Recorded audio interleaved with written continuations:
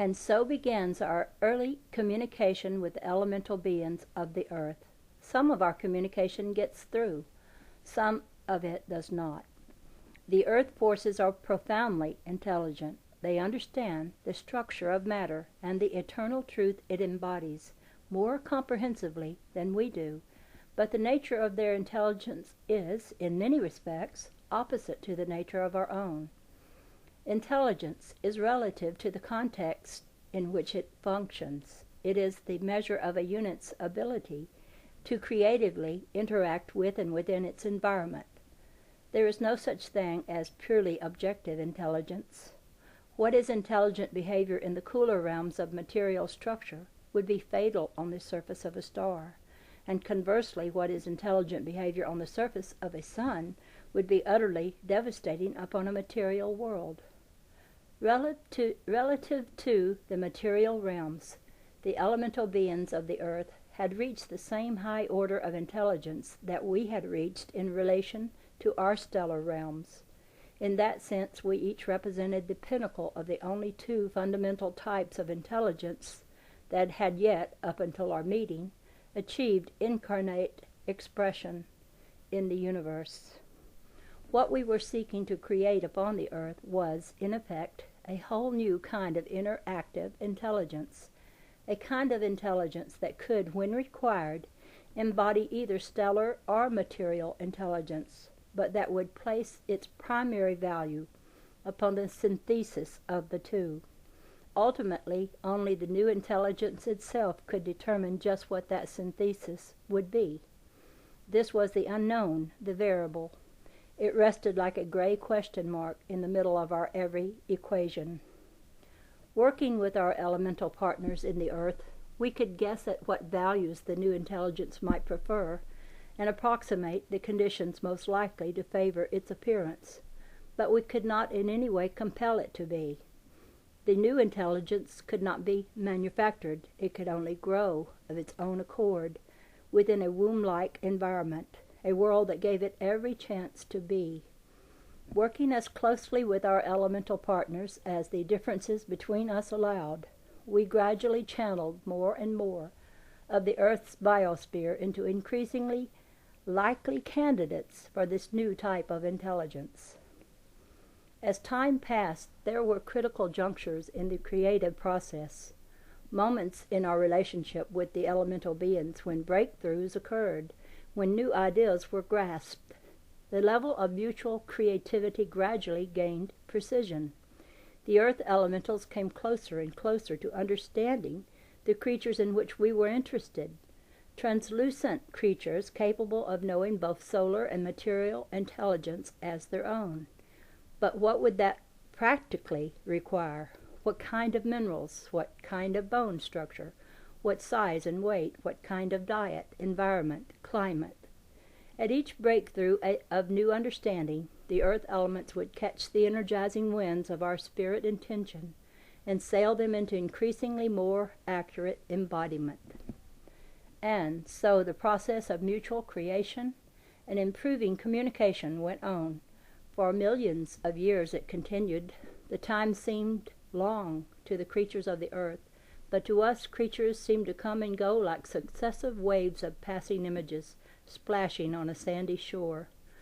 So when we see a new creature rush to us out of the earth saying, "I have heard that you are looking for a creature like me. Am I the one? I will do everything I can to be the one," we do not turn that creature away, even if it is not exactly what we had in mind. We give it time to grow, learn, change, and evolve, even as your own human family has done. That is the raw material from which the balanced creation is made. It takes such initiative on the part of the earth. We cannot bring about the balanced creation alone. In order for angels to be incarnate in the earth must participate as much as we do. It is only in our blending with the earth and the forces of her initiative that the stable child of time and eternity can come into being. It is only in our star fires blending with the truth of material structure that a healthy child of spirit and matter can be born. When the first wave of humans appeared, a breakthrough occurred in our relationship with the elemental spirits of the earth, the most significant yet. The quality and level of our spirit-matter dialogue took a quantum leap forward. Here was the connecting link, a species appearing right there in the meeting ground of our interacting values. Here at last was a unifying medium with the potential to provide optimal communication and therefore much greater understanding between us and our elemental partners in the earth. Here also was a new type of challenge. Humankind had a mind of its own. These first human egos were our own rather poorly reflected images, semi-independent shadows in the yet unclear surface of the biological mirror, as yet without consciousness of the beings who cast them. Over the course of their development, we had shepherded them, we had cradled them, nurtured them, and guided them through a long chain of experience, that this very day might at last come, when we could begin the bonding that would allow them to become our conscious partners in future creation. Of their own free will, these egos had met the universal criteria that distinguishes conscious entities. Their motivation was more frequently centered around love for their fellow creatures than around fear for themselves. This choice had signaled to us that they were ready. We could now point out to them the spirit world, introduce ourselves, and begin the final stage of the first human generation, one stellar spirit merging gracefully into each human form.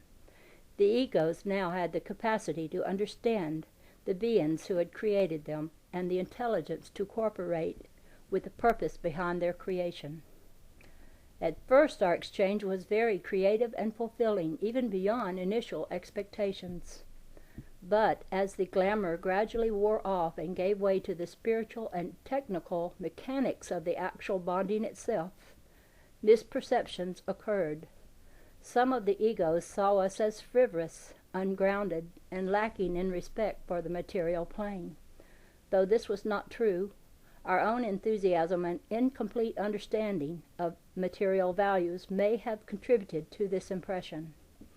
Certain egos, instead of seeing us as the truth of themselves, perceived us as powerful, incomprehensible beings of light, creatures foreign, separate, apart. We shared with them glimpses of the glorious future that would open before us if we blended our unified beings.